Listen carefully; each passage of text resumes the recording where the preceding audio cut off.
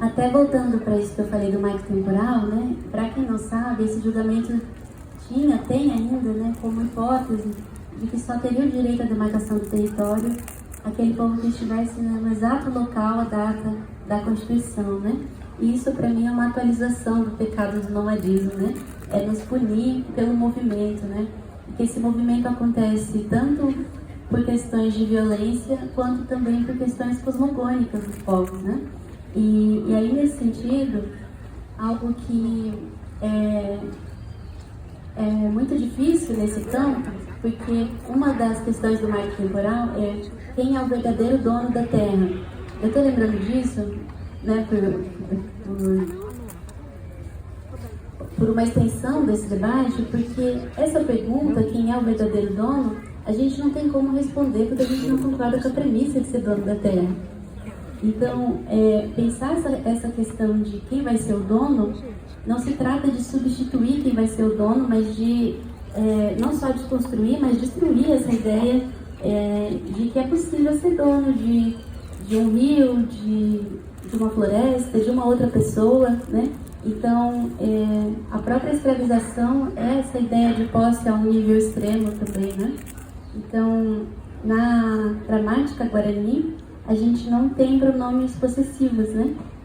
E eu penso que o modo como uma língua se estrutura diz também como um povo vive. Por isso que me incomoda muito essa universalização de dizer que Tupã, Alá, Exu, Jesus, são todos a mesma coisa, todos o mesmo Deus. Porque se fosse todos com o mesmo Deus, os povos viveriam do mesmo jeito. E a gente vive, né? Eu acho que mais do que pensar um punitivismo, é pensar quais ideologias que inspiram essas práticas de violência.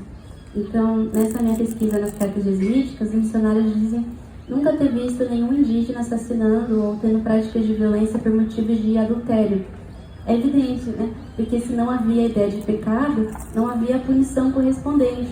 Então, eu penso que pensar essa ideia de posse é algo que está tão entranhado, né, nessa língua portuguesa que é muito difícil falar sem usar os pronomes possessivos, né? Então, acho que a própria língua, de certa maneira, tenta impor um certo tipo de pensamento. Então, em Guarani, ao invés de dizer isso é meu, a gente diz isso está em minha companhia, né? Então, é uma relação que não se estabelece pela via da posse, né? Inclusive, recentemente... Obrigada.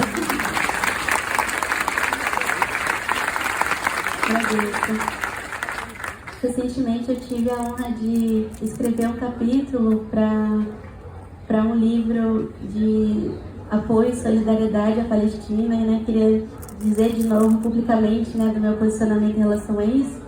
E aí a confluência que eu tive de escrever esse tema foi dizer o seguinte, que em Guarani a gente tem dois nós, é até legal porque tem mais nós do que eu, né,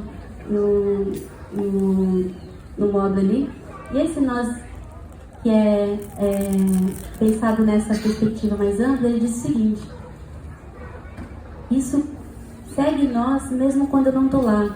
Então é uma ideia de coletivo e de algo comunitário que vai além de uma responsabilidade para um nós exclusivo, um nós que parece a cara, eu até brinco, né? Ame o próximo como a ti mesmo, mas daí é só o próximo da cara, próximo da ideologia, próximo da família, né? Então, acho que pensar que outras formas de nós a gente pode ter, né?